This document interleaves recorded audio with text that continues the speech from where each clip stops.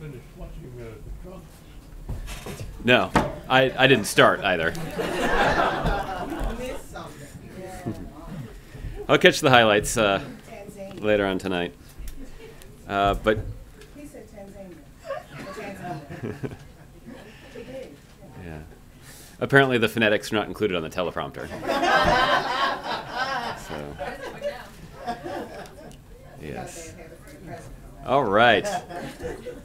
On to more serious topics. Kevin, you want to start? Sure. Josh, could you talk a bit about the president's trip to Flint, Michigan? Why now? What does he hope to accomplish? And is it designed to put more pressure on Congress to do more to help that area? Well, Kevin, you saw that the president had written a letter in response to a young girl in Flint who had asked the president to spend some time meeting with the residents of Flint to show and remind them that the American people continue to keep that community in mind as they deal with some pretty significant challenges.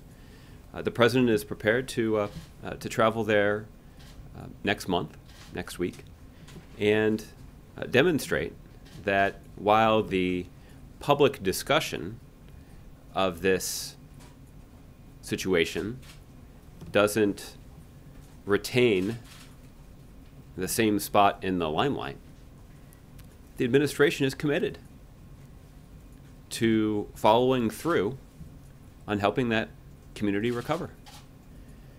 Now, we certainly would welcome a greater commitment, or frankly any commitment from Republicans in Congress to responding to this situation. The administration has marshaled significant resources to help that community respond. There was the urgent provision of bottled water and filters by FEMA in the immediate aftermath of this situation. But over the longer term, there's been a commitment by the administration to expanding Medicaid to ensure that more citizens across Flint can get access to needed health care. There have been grants provided to local health care providers to expand their capacity to provide needed health care. The EPA has ramped up their monitoring of the water supply, and this expanded testing can verify that the appropriate steps are being taken to restore safe drinking water to Flint. So there are a number of things that the administration has done, but there are significant underlying problems that can only be addressed through congressional action. And I also think that the president will note that the administration is committed to responding to the situation, both to help the people of Flint recover, but also to make sure that a similar situation is not being experienced in communities all across the country. And you've seen the EPA months ago, or at least more than a month ago, write a letter to governors across the country outlining exactly how the lead and copper rule will be enforced to ensure that a situation like this isn't repeated. And that certainly stands in stark contrast to some Republicans in Congress who advocate for the elimination of the EPA. How exactly is that going to improve the situation? This is the agency that is principally responsible for protecting our clean air and clear water and clean water. As you can tell from my answer to your question, there's a lot to talk about in Flint, and the president's looking forward to taking advantage of this opportunity to ensure that the people of Flint understand that we're going to follow through on our response, and to make sure they understand that the American people haven't forgotten them. Is the administration confident that EPA leaders have been held fully accountable for what occurred there? Well, Kevin, there's more than one ongoing investigation, and so when it comes to accountability, I've refrained from weighing in a lot of detail because I don't want to be perceived as even attempting to influence those ongoing investigations in one form or another. So we'll let those move forward, but the president certainly believes in accountability, and as the president of the United States, the president takes responsibility for a lot of things. And now that we have a clearer picture of this year's presidential race, does President Obama consider Hillary Clinton to be the presumptive nominee? Does he have any near-term plans for rallying Democrats around her candidacy? Well, the Democratic voters will determine who the Democratic nominee is going to be. Republican voters will determine who the Republican nominee is going to be. And that's the way that our process was structured. And the president participated in that process by casting a vote of his own in the Illinois primary. But ultimately, the voters will decide, and the candidates will make their own individual decisions about how long to pursue the nomination, and that's a perfectly appropriate decision for them to make on their own. I don't have any details to announce at this point about when the president will be engaged in this debate, but he most assuredly will once the general election has begun. Josh, just one final one. How serious is the threat of the legislation from Senator Cotton to prevent the U.S. from purchasing heavy water from Iran? Is the White House prepared to veto that legislation? Well, Kevin, I learned shortly before coming out here that this legislation did not succeed in getting the sufficient number of votes in the Senate to end debate. So that is an indication that there is not likely to be the necessary support in the United States Senate to add that amendment to this broader appropriations bill.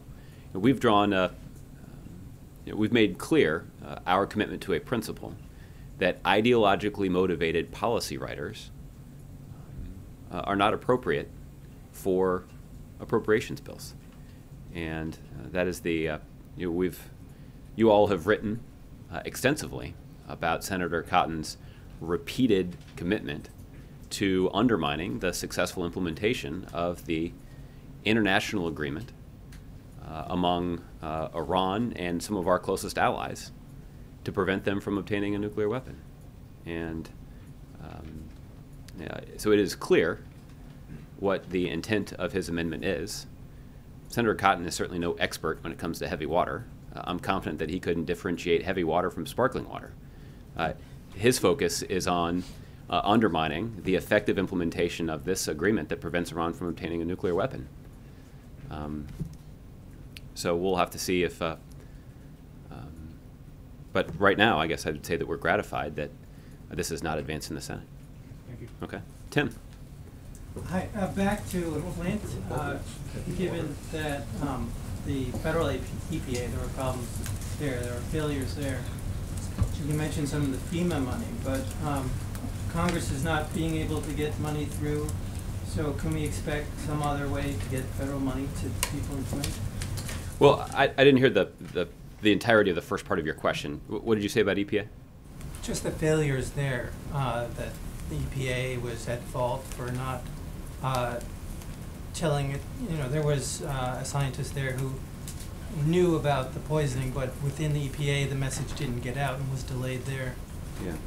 Well, there continues to be an investigation into the EPA's response to this situation. So again, I'm going to reserve judgment on that.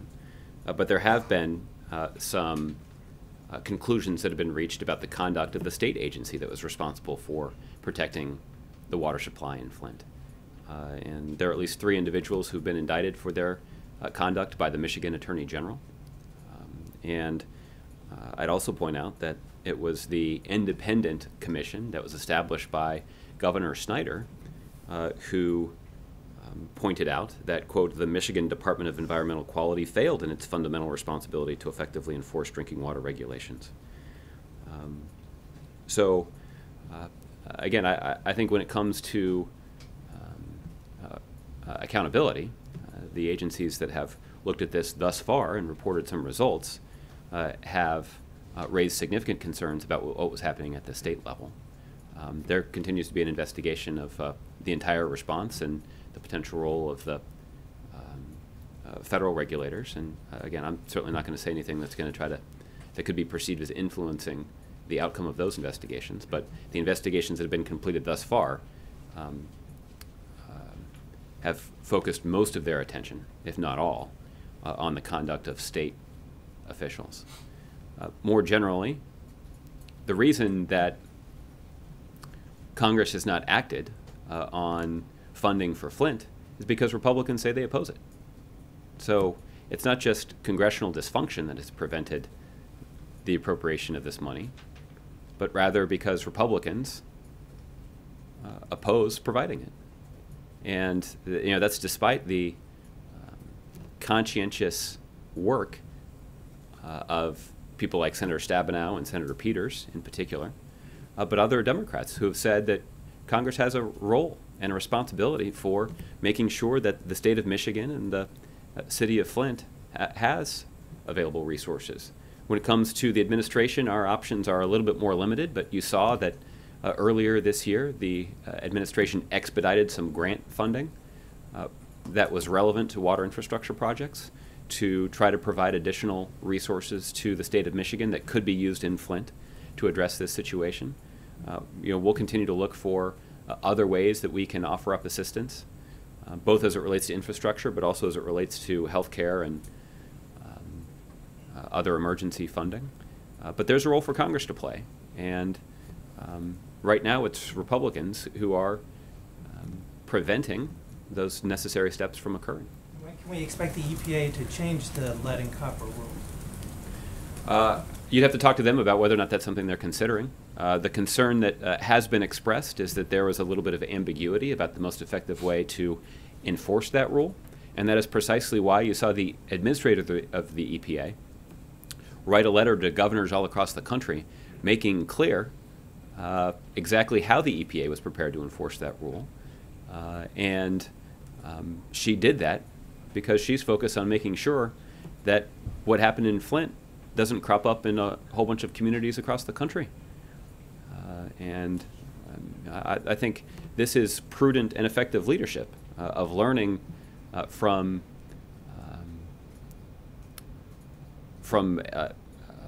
shortcomings and making sure they aren't replicated in other situations. That's responsible leadership, and it certainly is something that the EPA Administrator, Gina McCarthy, takes quite seriously. And on Puerto Rico, there's a payment due on Sunday, and then one in July. But it looks like the bill's rescue package, whatever you want to call it, is being delayed. Is there anything the White House can do to speed that along? Well, Tim, I'm not sure what it would be. We rolled out a proposal, 188 or 89 days ago, and we haven't seen much activity from the Republicans who are in charge of the House of Representatives. We did see a commitment from the Republican leadership in the House to move on a legislative package for Puerto Rico, in the first quarter of this year, and we haven't seen nearly as much movement as we would like. I think among some Republican leaders there has been a genuine effort that's been made, but among many other Republicans there has just been a refusal to embrace their responsibility to govern. I think you can detect what I expect will be a bit of an emerging pattern over the course of this briefing, that we're going to spend a lot of time talking about how Republicans in Congress aren't doing their job. And that when it comes to core priorities, you've got an administration that is putting forward ideas, that is offering up specific proposals, making specific recommendations, and doing everything within our power to try to address problems. But you have a Republican majority in both the House and the Senate that seems much more committed to playing political games and engaging in political obstruction than actually using the majority that they fought so hard to win to strengthen the country. And that's unfortunate. How concerned is the White House that even if the Republicans come to a deal, that there's going to be items attached, like a minimum wage, that the Democrats aren't going to? Yeah. Well, that certainly would be consistent with what I just said. Attempting to add completely unrelated ideological riders to a piece of legislation that would give the government of Puerto Rico the restructuring authority that they need to try to prevent an economic and humanitarian disaster on an island that's inhabited by 3 million Americans is a failure of leadership on the part of Republicans. And I don't know exactly what they're going to do. But what I do know is that the longer that we go with Republicans blocking responsible legislation that is not a bailout, but does give the Puerto Rican government the opportunity to restructure their debts in a way that would allow them to implement some economic and fiscal reforms, means that we're only getting closer to a bailout actually being required. So that's why we continue to make a strong case that Republican obstruction of this critical legislation only makes a bailout more likely.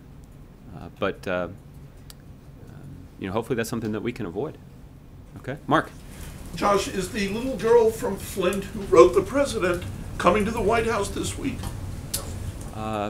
I don't know the answer to that. I don't believe that she is. She asked if she could come by. Yeah, and I believe in the president's response, he noted that he was looking forward to traveling to Flint and having an opportunity to meet with her there. How does a letter like that get in front of the president? Well, as you know, Mark, there's a process where the White House Correspondence Office will consider the thousands of pieces of correspondence that's received by the White House, either through the Postal Service or via email. And they process that material, and they choose about 10 letters each day that are a representative sample of the letters that have been received by the White House that day, and they put them in front of the president. So that was one of the 10 a day? That's often how this process works. Occasionally, if the president shows interest in a particular area, they may seek out additional pieces of correspondence that they can show the president.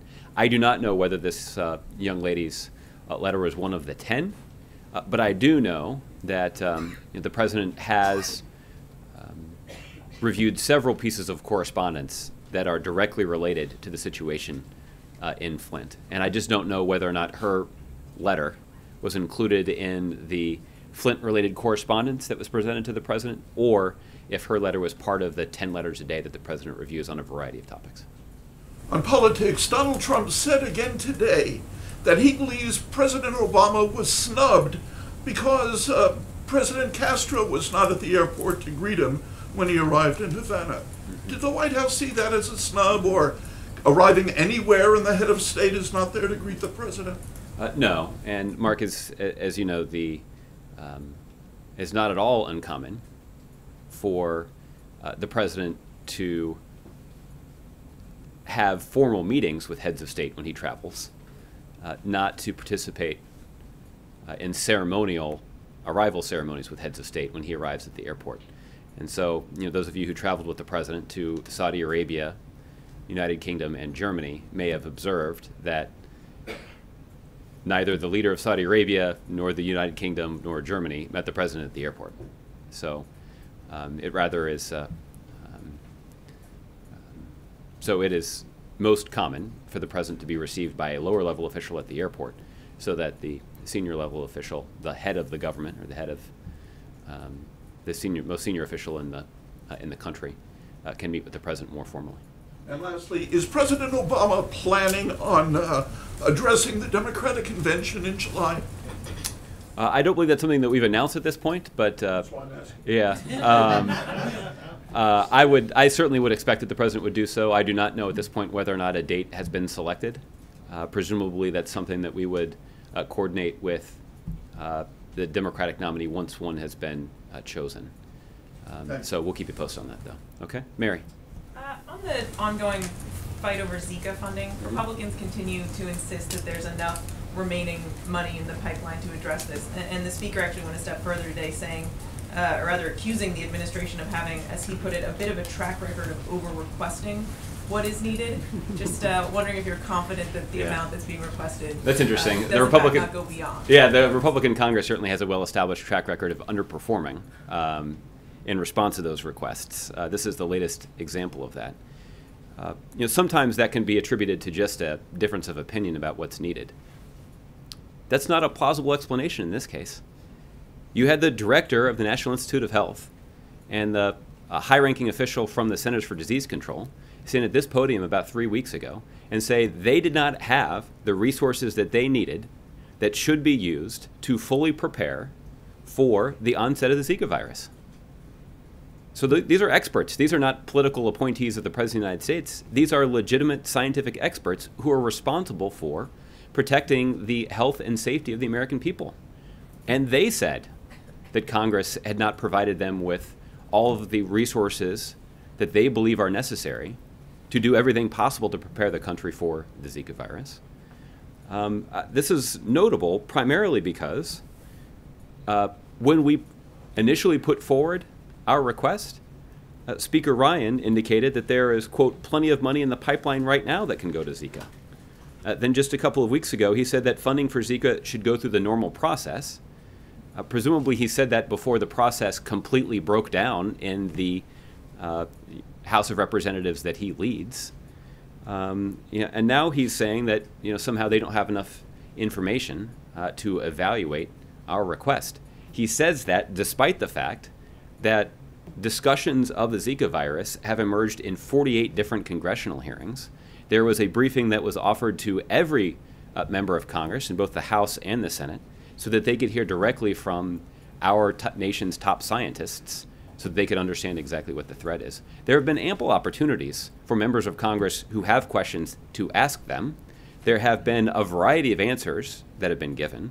The administration put forward a specific proposal dated February 22nd with lots of details about what exactly these resources would do to make the country safer and to allow us to prepare for the Zika virus. What's interesting about this situation is, as I mentioned yesterday, we often can't predict exactly where a flood is going to hit. We don't know the exact path of a tornado. These are emergencies that we cannot specifically prepare for. We can, in general, we know which regions of the country are more likely to be flooded or more likely to be hit by a tornado. In this situation, we do have an opportunity. We have months that could have been used to prepare for the onset of this virus. And yet that time has been frittered away by Republicans who have refused to do what is necessary to protect the country from a genuine public health emergency. Now, beyond the $600 million in remaining Ebola funding that's already been allocated, it seems there's several hundreds of millions left over still in remaining Ebola funding. As this stalemate continues, is that an area where you may be looking to free up some remaining funding or no? Well, that certainly would not be our preference. Look, when we were in the midst of what was then described by many people publicly as an Ebola crisis, there were legitimate questions asked by all of you in this room of me while I was standing here, why we hadn't done more to prepare for this situation. And we eventually were able to secure necessary resources from Congress to begin to take the appropriate steps to ensure that our public health system, and frankly the public health system in other countries where the Ebola virus is most likely to emerge, were oriented to try to protect us from the Ebola virus. Why we would now go and undermine those investments and dedicate them to something else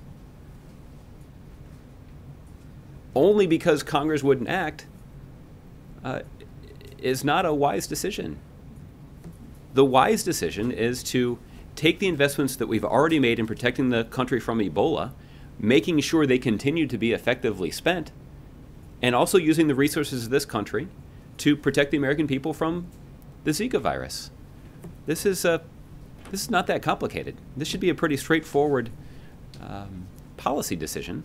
But unfortunately, as I've mentioned, Republicans who spent years in the minority throwing sand in the gears of government have kept throwing the sand in the gears despite the fact they are now in charge of the government when it comes to the House of Representatives in the United States Senate. It raises questions about, frankly, why they chose to run in the first place. And one question on the campaign. It was around this time in 2008 when Senator Feinstein brokered a meeting between then Senator Obama and Hillary Clinton to try and, bring the two together, unite the party. Does the president at all feel obligated to try and foster a similar meeting between Senators Clinton and Sanders, and does he think that a similar meeting would benefit the candidates and the party at this point? I'm not aware of any discussions about a brokered meeting, at least that involved the White House. Look, as you've heard me, say on many occasions, there were predictions in 2008 that the longer than expected Democratic primary was going to have a negative impact on the eventual nominee. That didn't prove to be true.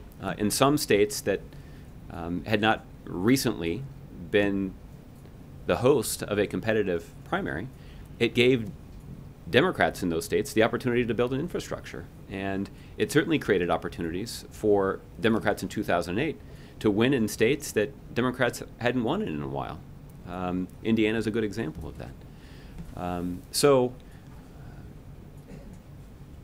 that's why I think you'll find a lot of people, at least in this administration, who still have vivid memories of the 2008 race, that we understand that these kinds of contests can sometimes go on longer than expected.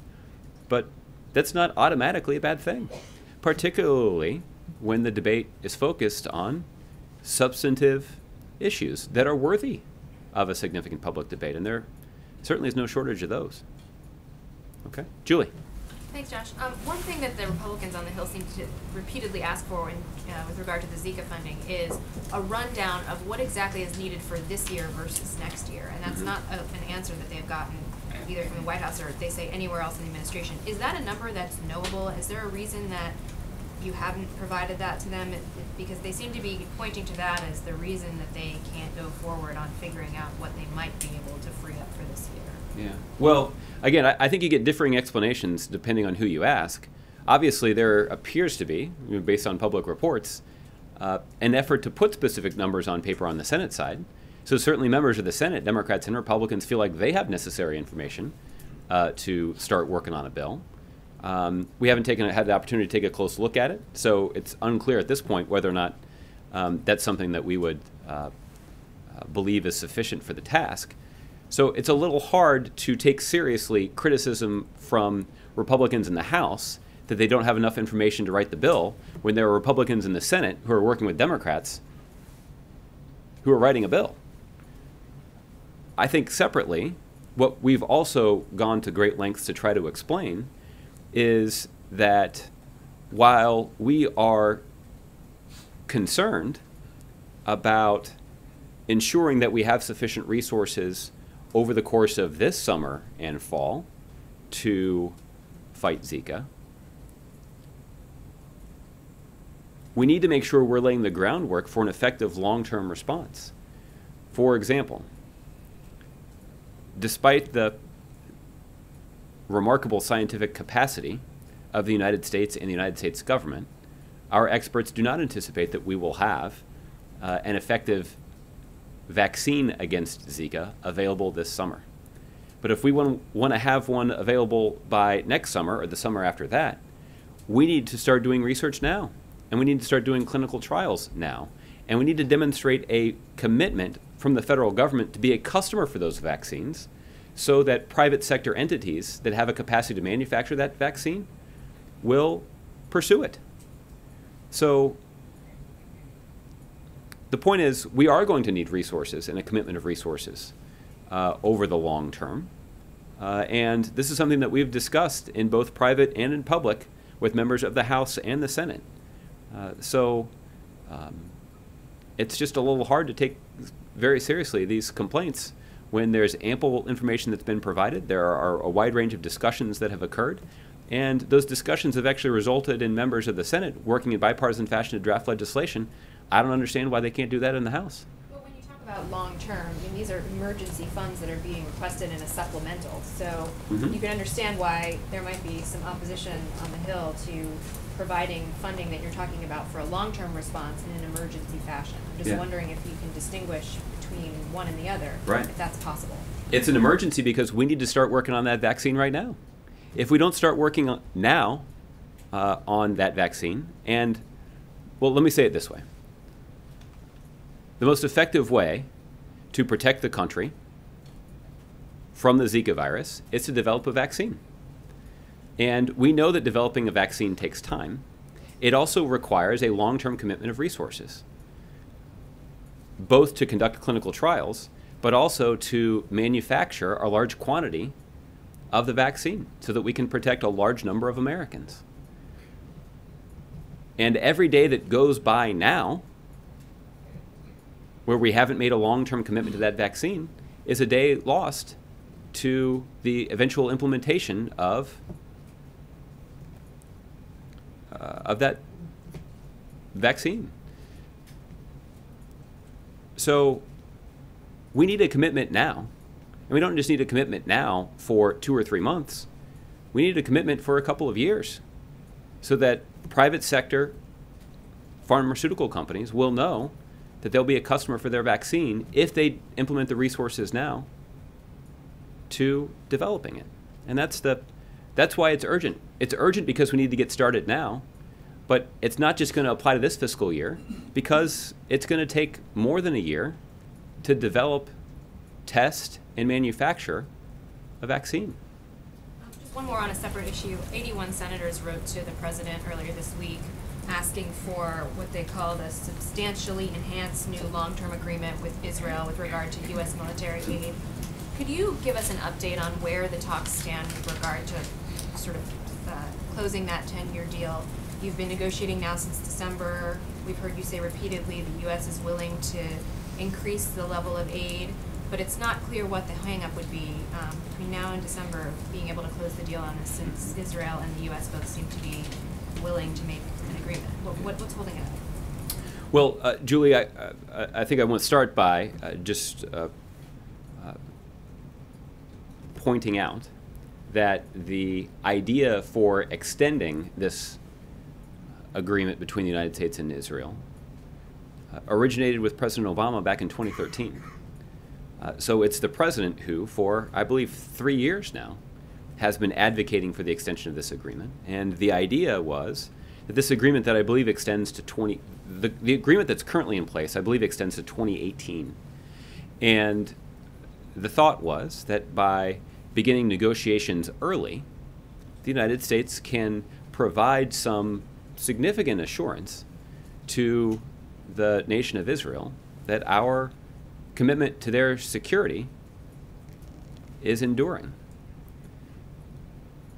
But over those 3 years, a lot has happened that has had an impact on the effective coordination related to those negotiations. And the talks continue, and what the United States has committed to do is to ramp up the assistance that we provide to Israel in a way that would allow Israel to be the recipient of more national security aid than any other country has ever received from the United States.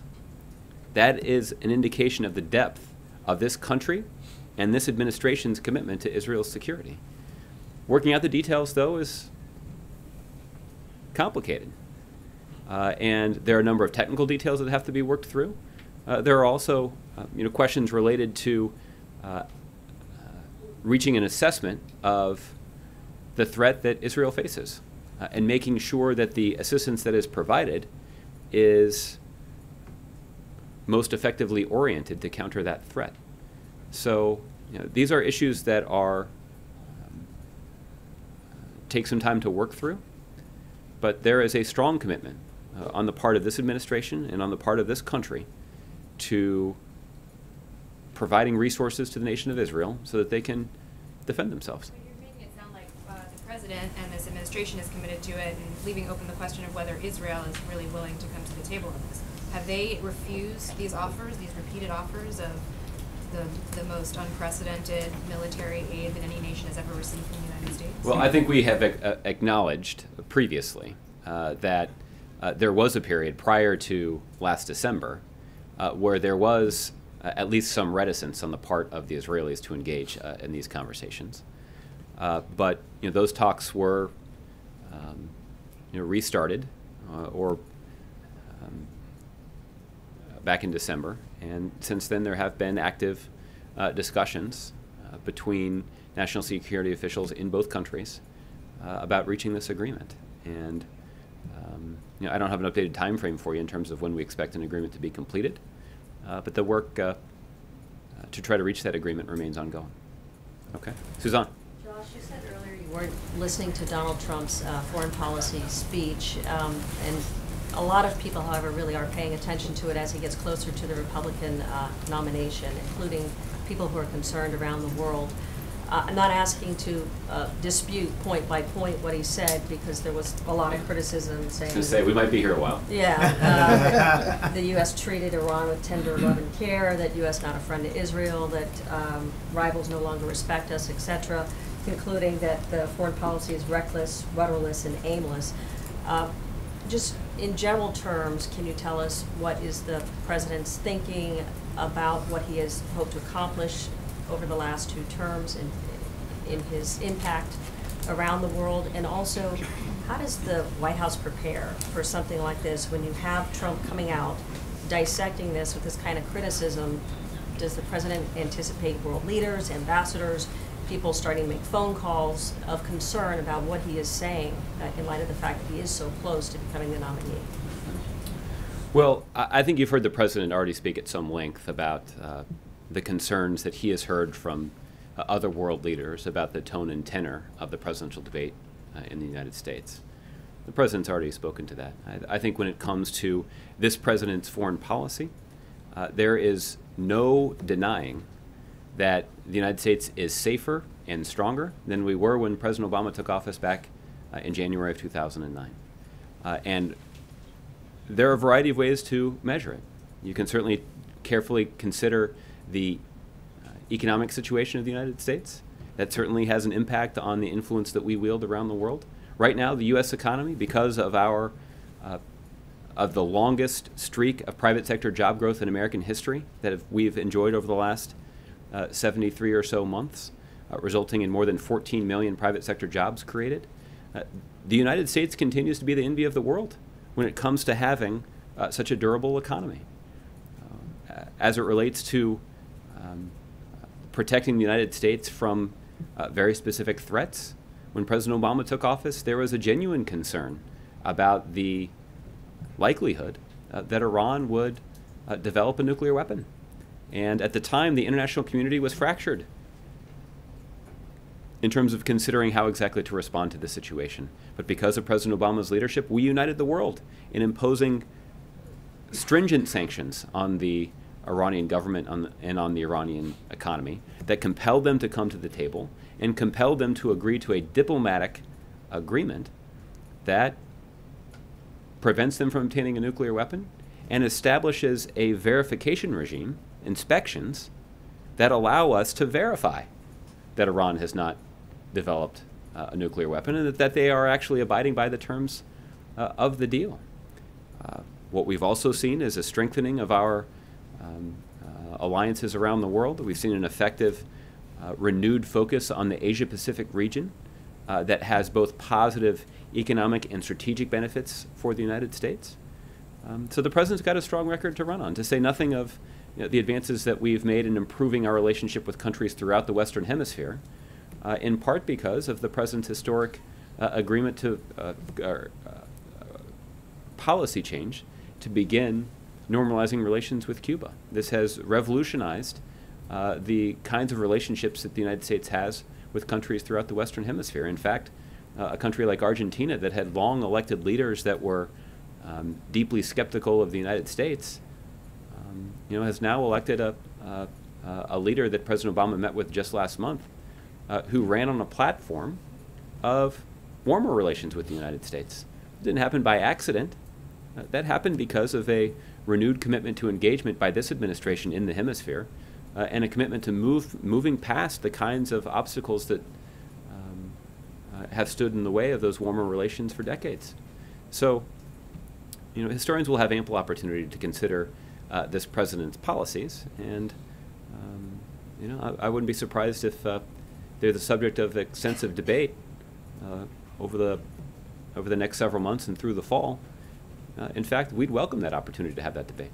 And how much of the president's time is really devoted to reassuring allies and others that there's not going to be a dramatic change in foreign policy? Because obviously there are many world leaders and people in the diplomatic community who are very, very concerned about what they hear from Trump. Well, again, the president has been clear that this is something that comes up frequently in his conversations, and the president's response has been to reassure them that the president retains significant confidence in the wisdom of the American people to pursue, to continue to pursue policies that are in the best interest of the United States and are focused on strengthening our alliances around the world and ensuring the safety and security of the American people. On another matter, does the administration have any reaction to former Speaker Denny Hastert, sentenced today by a judge to 15 months in prison? The judge calling him a serial child molester, and Hastert apologizing for what he calls mistreating boys when he was a wrestling coach. I don't have a specific response to that. Obviously, this is this is part of our criminal justice system carrying out its mandate, and I don't have a specific response to it. Okay. April. Josh, I want to ask you a couple things on two different subjects. One, on the issue of Donald Trump. He brought up this issue of foreign policy today, and I want to ask you some things about ISIS. He said once he becomes president, he would eliminate ISIS. In your conversations with world leaders, national security, intelligence officials, as well as generals on the ground, has there ever been any concrete one-stop shop, we can eliminate ISIS, in your conversations over ISIS? Well, I think the president has been clear about what his strategy is for degrading and ultimately destroying ISIL. And this is a strategy that requires intensive cooperation with countries, partners, and allies around the world. And the president devoted a significant portion of his just completed foreign trip to discussing how to intensify that coordination. The progress that we've made on the ground against ISIL in both Iraq and in Syria has been noteworthy. In Iraq, the calculations are that we have driven ISIL out of about 40% of the territory on the ground that they previously controlled. In Syria, the number is somewhat smaller, but it's about 16%, which represents important progress. And this isn't just large swaths of unpopulated desert land. These are populated areas that have been retaken from ISIL. The other thing that has attracted a lot of attention in recent days is our ongoing efforts to shut down ISIL's financing.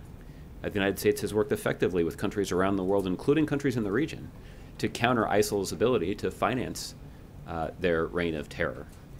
And we have worked closely with the Emiratis, for example, to limit the ability of ISIL to access international financial networks. But we've also been able to coordinate among intelligence officials, finance officials, and military officials to actually carry out military strikes against some of ISIL's cash stockpiles. And there's extensive reporting to indicate that ISIL is now having trouble paying its fighters on time. In some cases, there's even evidence that ISIL has slashed payments to their fighters, and this has had a very negative impact on morale. Let me just give you one more example. The president has been focused, dating back to the fall of 2014, on shutting down the flow of foreign fighters to Iraq and in Syria. One of the concerns that the international community originally had was that ISIL was able to rather easily replenish its ranks, and that even as Iraqi security forces or coalition airstrikes were able to take ISIL fighters off the battlefield, there were so many ISIL fighters from around the world that were being recruited that they could easily replace those fighters who had been killed. There was even more concern about some of those fighters using their passports to return home and carry out attacks in their home countries. Because of the coordinated diplomacy of the United States and many of our partners, we have drastically reduced the flow of foreign fighters to Iraq and in Syria. This began with the president chairing a United Nations Security Council meeting to discuss this issue. It was enhanced by the efforts of our allies in Turkey, taking important steps to better secure their border with Syria. But we know that the flow of foreign fighters has not been entirely shut off, but it is significantly lower than it was before.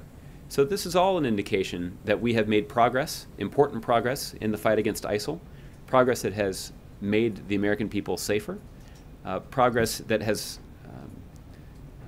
yielded a degradation of ISIL forces. But there's a lot more work to be done. I think the critical part of this is the president is committed to making sure the United States is not doing this alone. This is not a burden that we're going to carry on our own. We're not going to be the world's policeman. We're not going to impose a military solution on this situation. We're going to work carefully with the international community that also has an important stake in this to continue this fight and to continue to make progress in degrading and destroying this terrorist organization. So you just said something critical. We're not going to impose a military solution. Donald Trump is, I don't know, didn't get through the weeds of what he was saying. Yeah, but you're probably not the only one. I'm not saying that to be smart, though. I'm not saying that to be smart. But he said that he would eliminate ISIS. So could a military solution eliminate ISIS? Well, look, I would encourage you to check with his advisors to try to get them to explain to you what it means to eliminate ISIS. Okay, and then before, well, or at least what he means when he says that.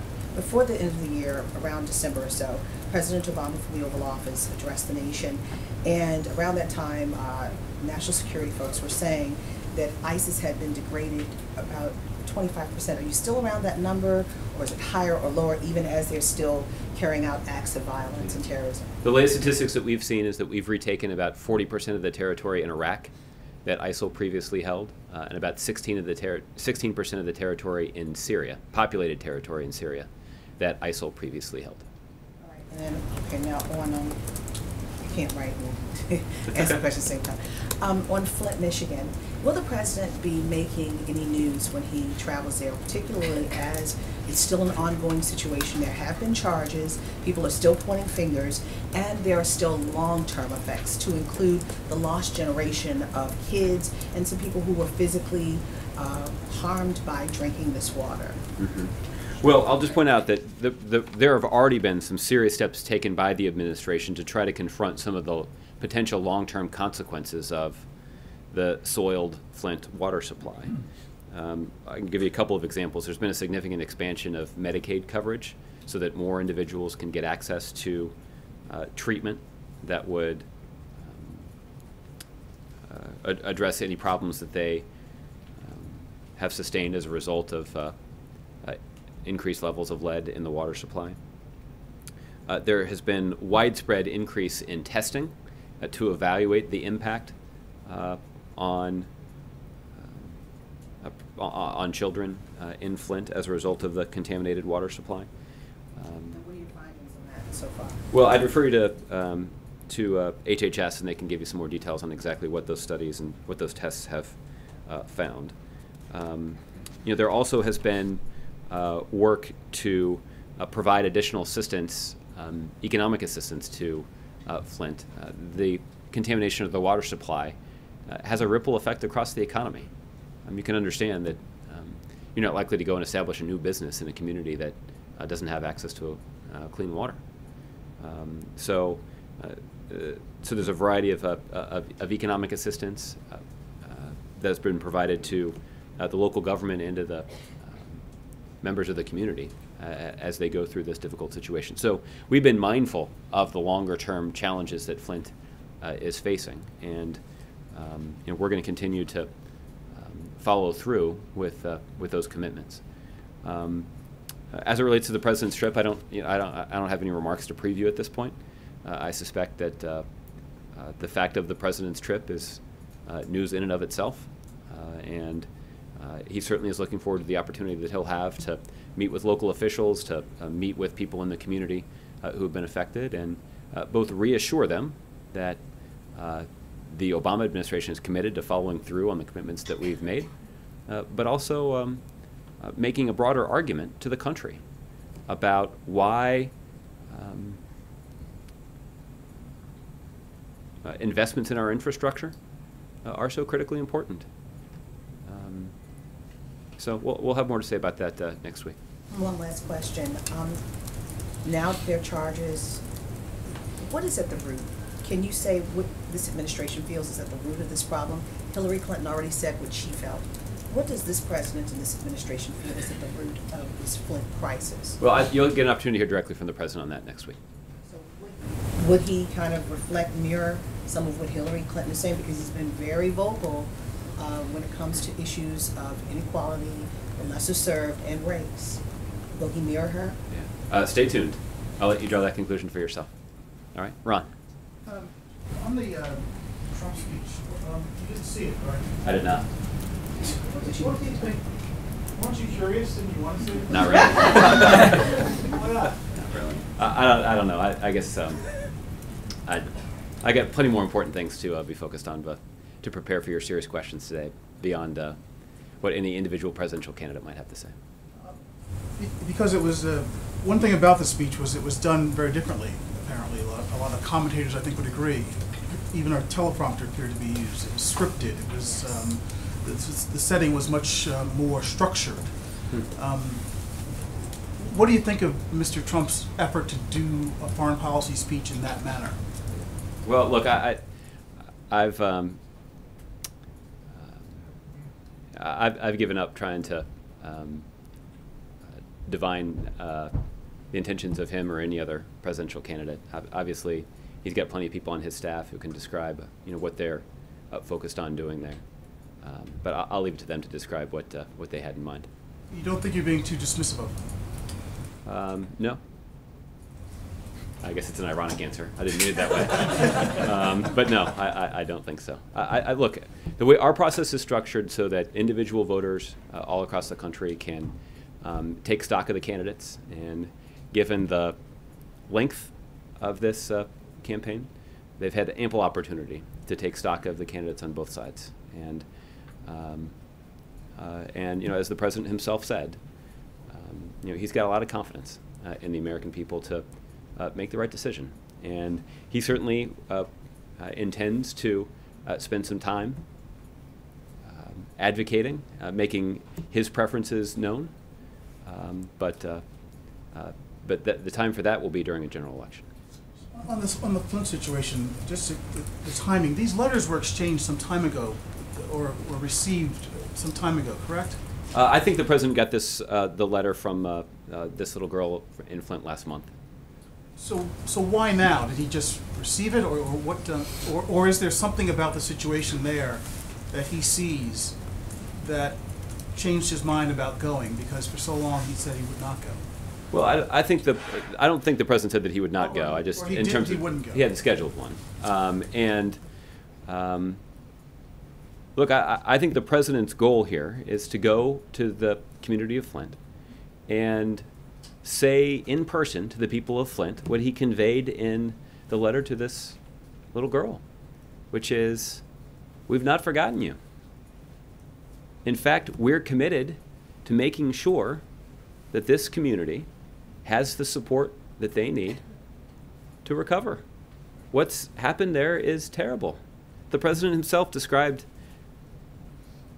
what he thought it must be like for a parent to look at the news and see that their child has been drinking poisoned water for months, if not years. I think many parents in Flint, like the president imagined, are beside themselves. They still are. And the president feels it's important to go and signal his continued support for that community, even though it's not in the everyday headlines like it used to be. And I don't mean that as some sort of criticism of the media. Just a practical observation that if you live in the city of Flint, there were satellite trucks and news photographers all over the streets, and understandably, attention has moved on to other things. And the president feels it's important to go back to them and make clear that while the intention of other people has shifted on to other things, he continues to be focused on making sure that we do right by the people of Flint. Just to clarify, there was a federal state of emergency declared, correct? Is that's still in effect? So there was an initial declaration. The president issued an emergency declaration for the state of Michigan that allowed some resources to be provided. there was a broader declaration that was denied simply because of the way the law is written for those broader declarations. Those broader declarations are only allowed to be used in the event of a natural disaster. And this disaster is obviously a man-made one. That would be a federal disaster, declaring it a federal disaster area, essentially. Exactly. Is there, we just gotten some more we've had more calls and discussions with residents out there, and the feeling is, and as we've talked about before, there's a huge trust deficit now. Sure. That may not be reparable, given what's happened, for some, certainly. Is there some contemplation by the administration of trying to find some other way to broaden the federal role there going forward? If in fact you're saying a disaster area can't be declared because it's a man-made circumstance, does the president feel there is some need for something further, some reassurance, some declaration, something that structures in federal oversight to make sure this problem gets solved? Well, Ron, I don't think that there's anything that the federal government could do in one day that is going to repair the trust that has been broken. I would acknowledge that that's the case. I think the way that you rebuild trust in a situation like this is demonstrating a sustained commitment to following through on what you say you're going to do. And what the federal government has said that they were going to do is mobilize resources to help people have access to clean water while the situation with the water supply is being fixed.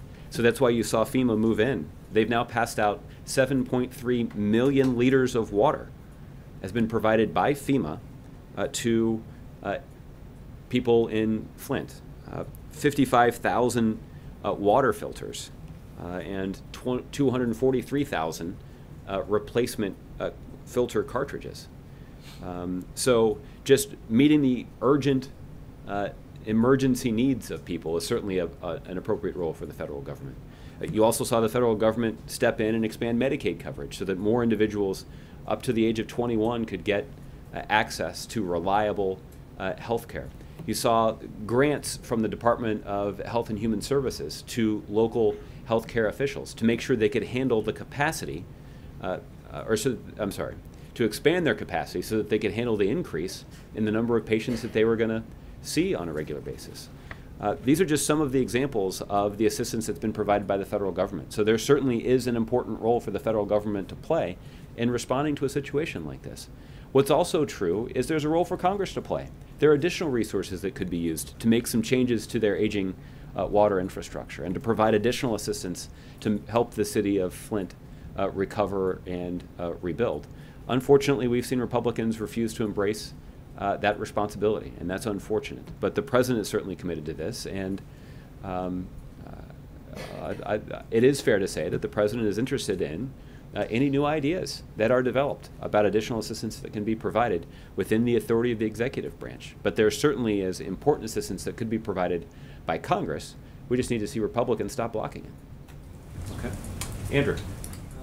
Thanks, Josh. The president travels to Vietnam soon. I was wondering if you could give us the White House position on the lifting of the arms embargo against that country, and what, if you do support it, what would you like to see the Vietnamese do in return for that being lifted?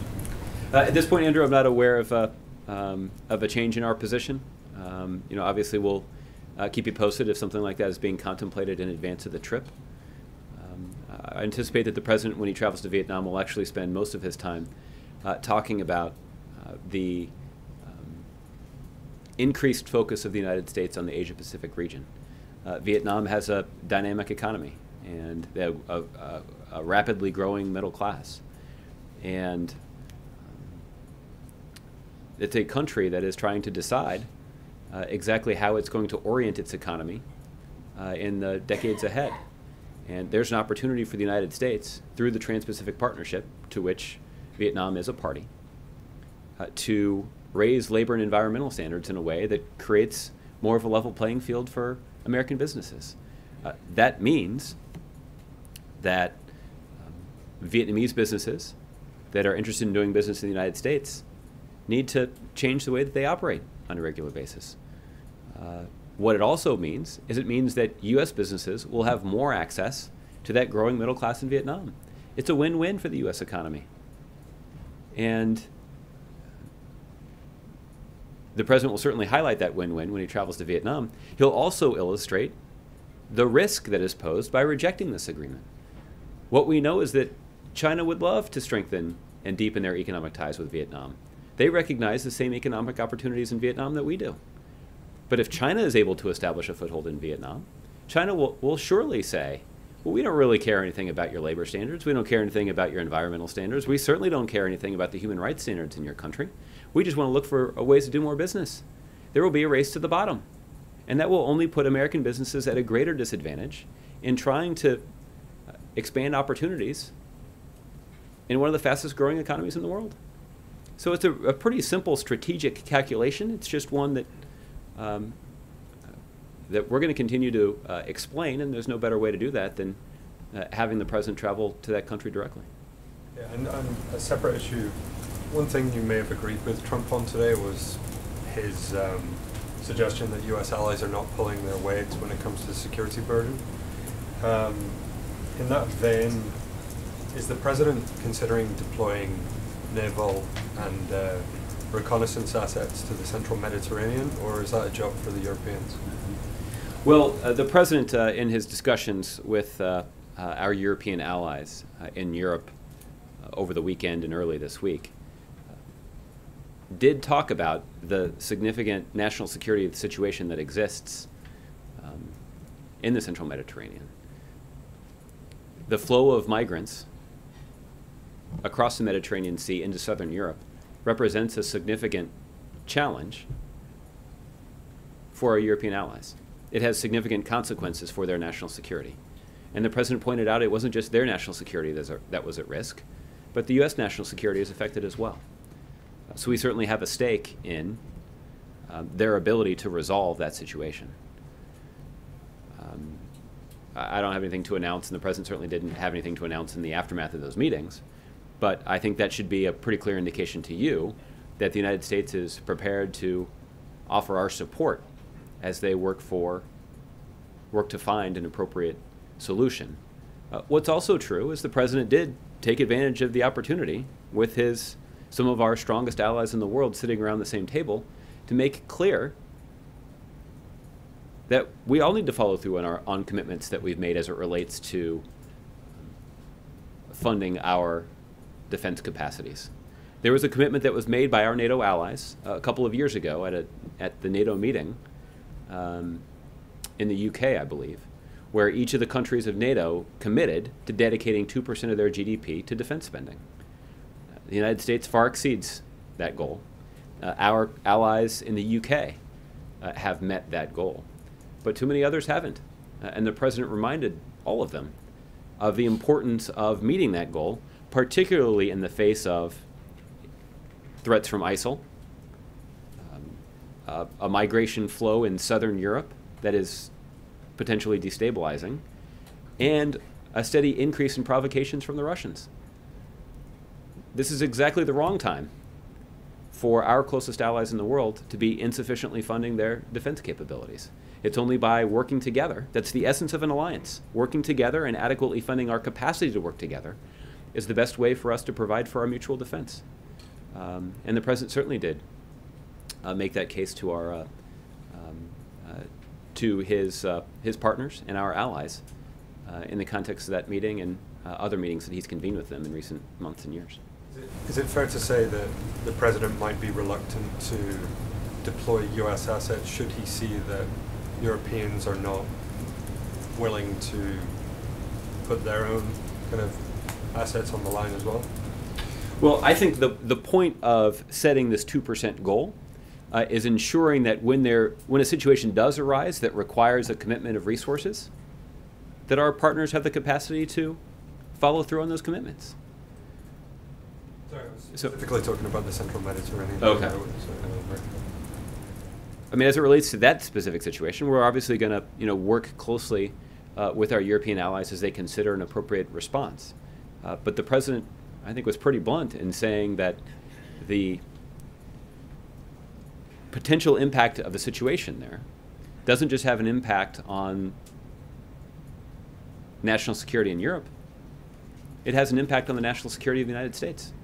And I think that would signal to you that the United States is prepared to actively support our European allies as they confront this challenge.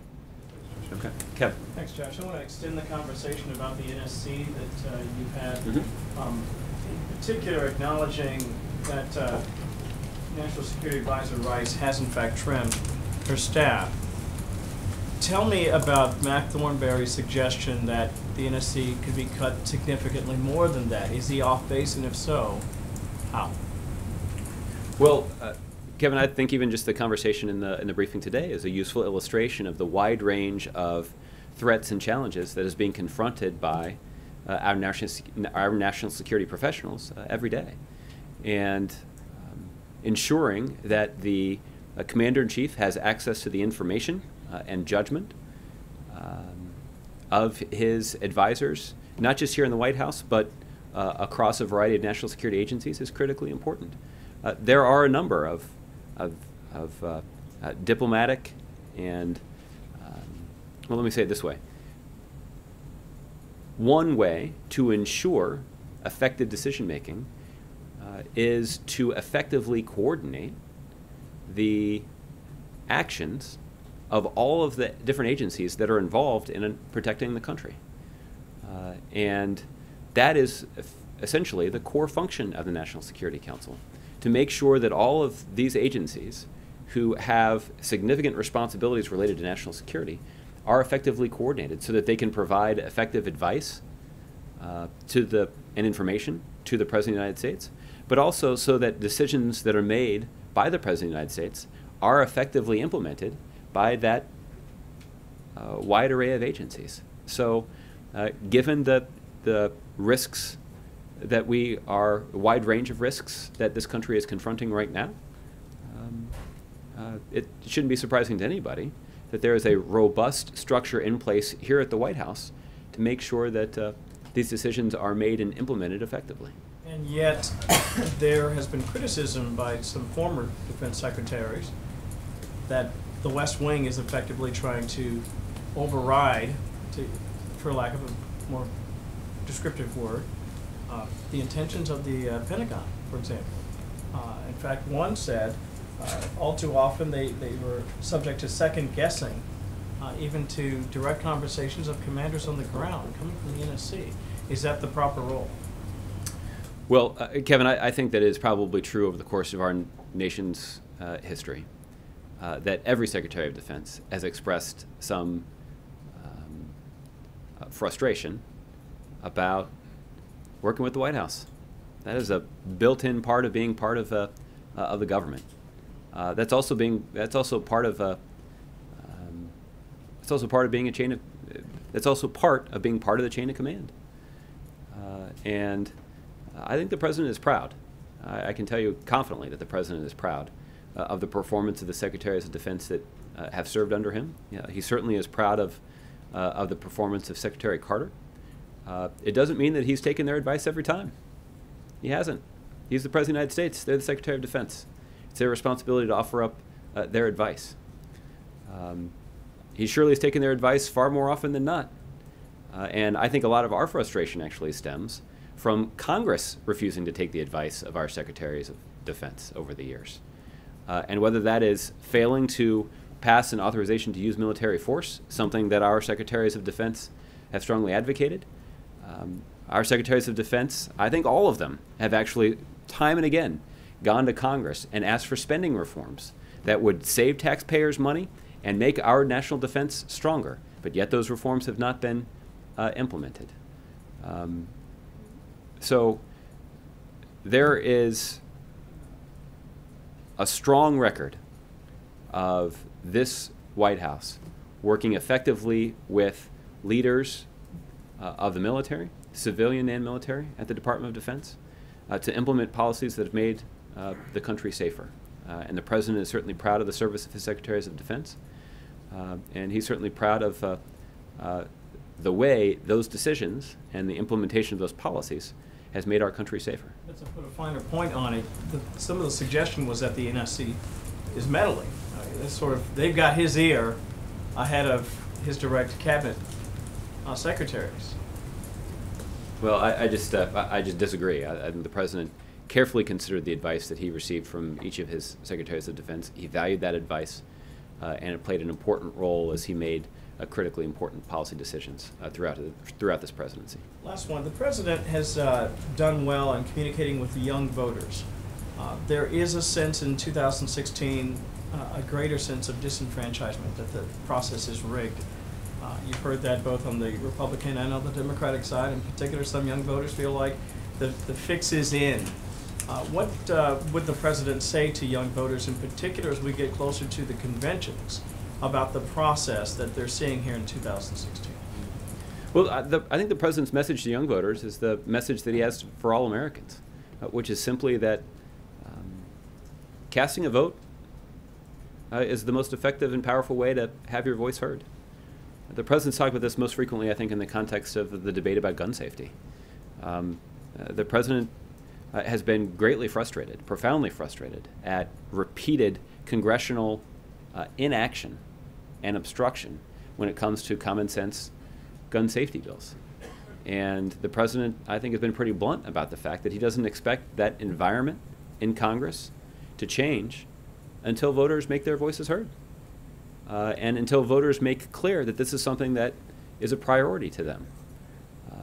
So the president wasn't signaling that that this environment would change if some billionaire started a super PAC. It's possible that could be the case, but there have already been super PACs created by billionaires that have tried to make this change that haven't succeeded, at least as much as we would like them to. The way that this will get fixed, the way that we'll see common sense legislation passed that doesn't undermine the constitutional rights of law-abiding Americans, is when voters across the country make clear that this is a priority to them.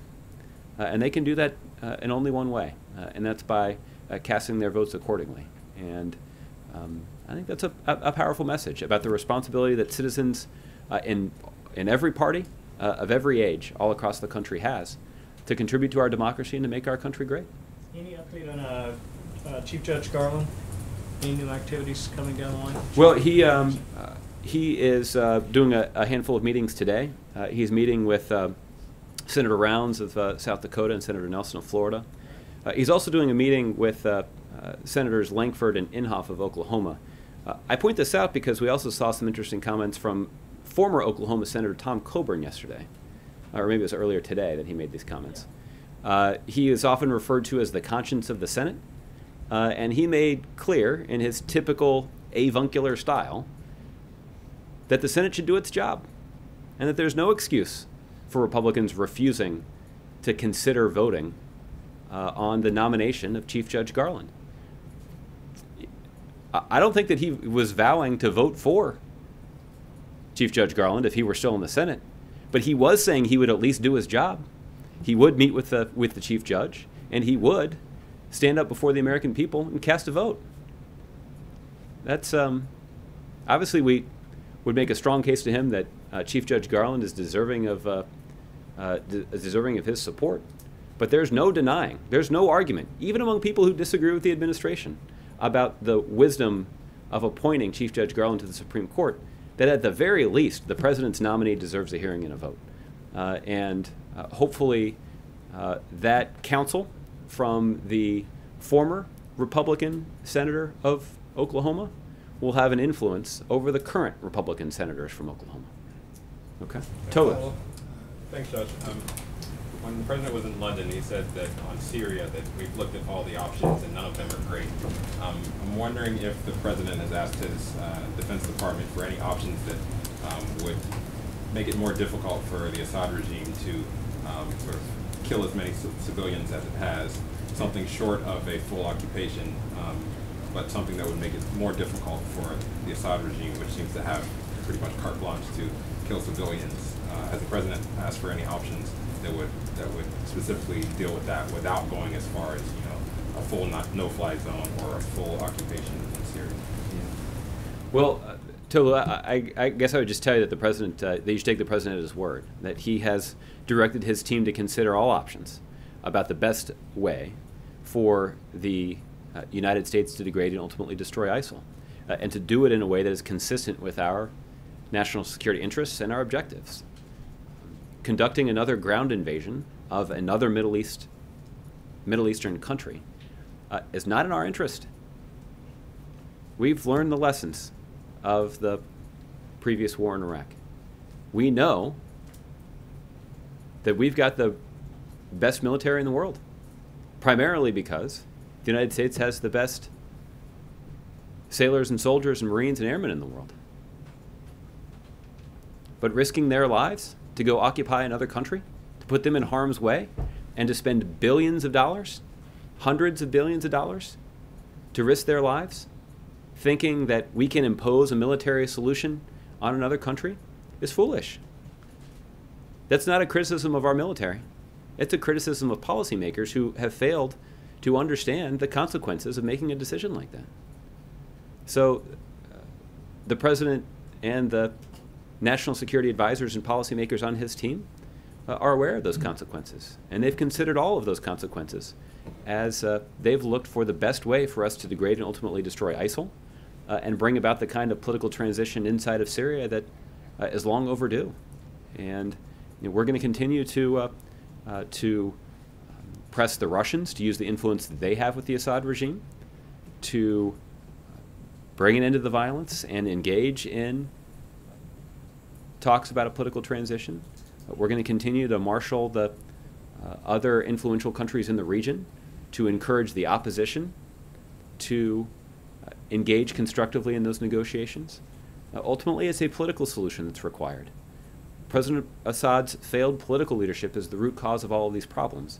And the only way we're going to solve them is to allow for a political transition to a new leader that reflects the will and ambition of the Syrian people, that has the capacity to unite that country to counter the extremist threat that has encroached on their territory. And I wouldn't make the case to you that that's a simple solution. It certainly is not a solution that we're likely to see be imposed overnight, but it is the only solution that will achieve the objectives that the President's outlined. The President also said that we're going to play this option out, that if the cessation falls apart, that the U.S. is going to try to put it together. And I think that sort of stands in a bit of a contrast to the folks who were talking about a plan B earlier on in this process. And I'm wondering if there still is a plan B. Is that something that the President and his advisors are still looking at in terms of what to do if the cessation falls apart? Well, Tulu, I think this is exactly what the President was answering when he said that he and his advisors have looked at all of the options and that none of them are good. And the United States is committed to supporting the international process to bring about a political transition inside of Syria. Look, even the Russians have indicated that they believe a political transition is what's required. So it's just going to require the international community continuing to chip away at this problem and try to bring all of the parties to the table and jumpstart this process. But there's no denying how difficult that is or how long that's likely to take. Okay. Thank you, Judge. Phil. A few more on Mr. Trump. You said you had better things to do than to watch or listen to the speech. Is that indicative of the point of view of the White House generally? In other words, how seriously does this White House take the foreign policy or the lack thereof of Mr. Trump? I think it's indicative of the substantive questions I expected to receive in the context of this briefing. So I certainly take seriously my responsibility to try to prepare for it. Look, I think what I said before is true, is that the American people will carefully consider the presentations of candidates in both parties. And they'll be watching closely, particularly when making a decision as important as who should be the commander-in-chief. So in some ways, it doesn't really matter whether or not, in my context as a White House spokesperson, I spend a lot of time watching the speeches delivered by other candidates. I suppose that it does matter in the context of me as a voter, but in this case, the American people will have an opportunity to decide. So what about the President himself? This is Mr. Trump, after all, is the man who calls himself the presumptive Republican nominee. How seriously does the President take this speech? I don't think he had time to watch it because of a lunch with the vice president, but how will he be informed of it, and how interested is he in what was actually said? Well, the one candidate that you named certainly not struggled to get attention from all of you. And the president is somebody who is an avid consumer of the media, as you've heard me observe on a number of occasions. So he certainly is aware of the debate that's going on in the presidential race on both sides. And he won't have any, again, given the amount of attention that's been lavished on a couple of these candidates, the president doesn't have any trouble keeping up to speed on what they're saying. One more, I'll try and make it substantive. When Donald Trump says he wants to bring peace to the world, what do you make of that? Well, I think there's what is true is that President Obama, over the course of his presidency, has worked to unite the international community to confront a wide range of threats.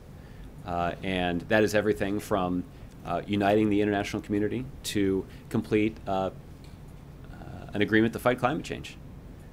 That is making the American people safer. And that is evidence of the United States using our influence to work with China and other countries with large economies to make an agreement like this possible. This is also true when it comes to Iran and their nuclear program. As I mentioned, when President Obama took office, the international community was fractured in terms of considering how exactly to confront Iran and their nuclear ambitions. But President Obama demonstrated the leadership that was required to unite the international community behind a strategy that would impose sanctions on Iran until they came to the table and committed in a verifiable fashion to not pursuing a nuclear weapon. That's exactly what we've done.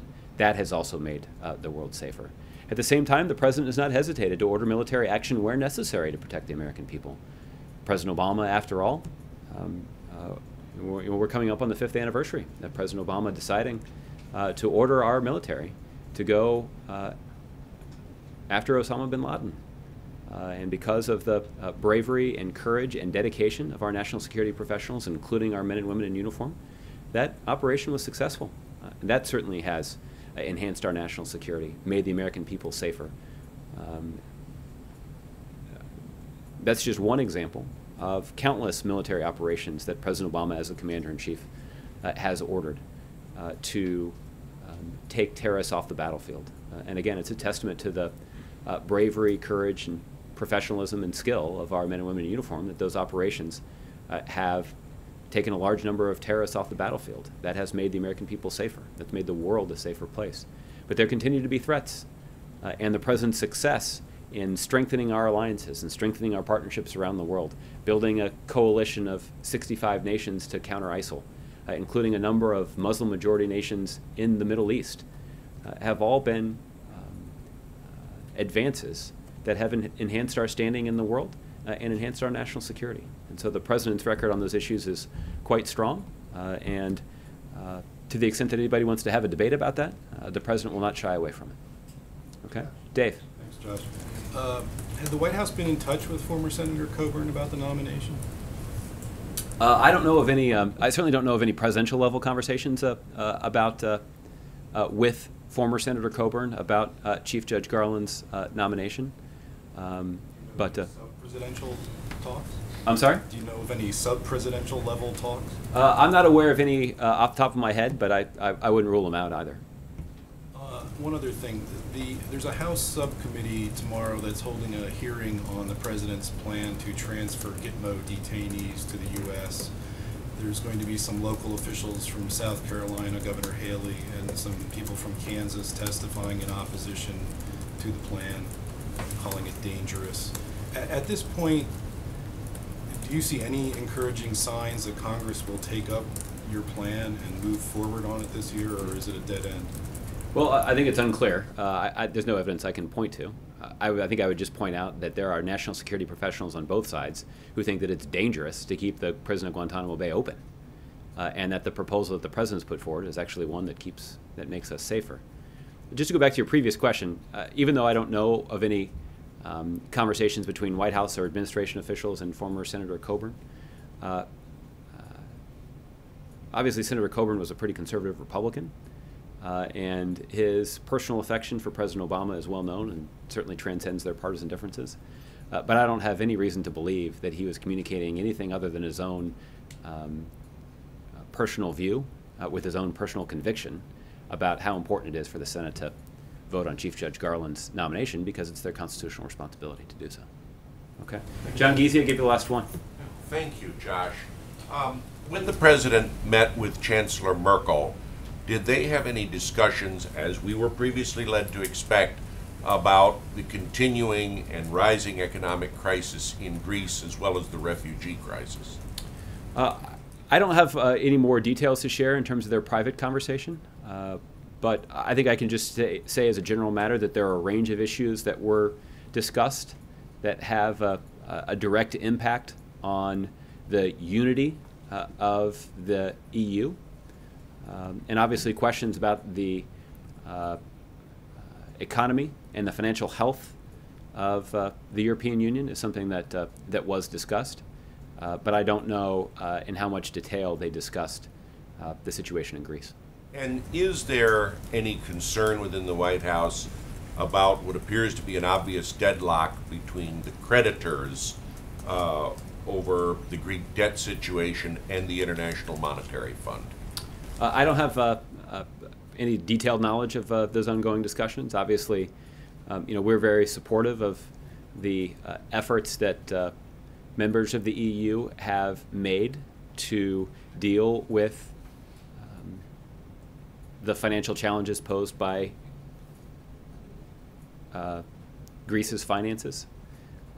Part of that agreement included Greece following through on a number of structural reforms, and we certainly believe that that Greece has a responsibility to do that.